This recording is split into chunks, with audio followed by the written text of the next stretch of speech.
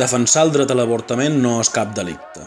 Amb aquest lema, prop d'un centenar de persones recorregueren els carrers de Palma el passat 17 de maig. La mobilització demanava l'absolució de les 7 joves d'Arran encausades pel fets de l'església de Sant Miquel del passat febrer.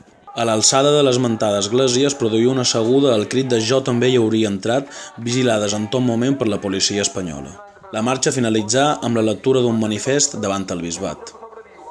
Avui, dia 7 de maig, el grup de feministes encausades han convocat aquesta manifestació per demanar la solució a les feministes encausades i per solidaritzar-nos amb aquest cas.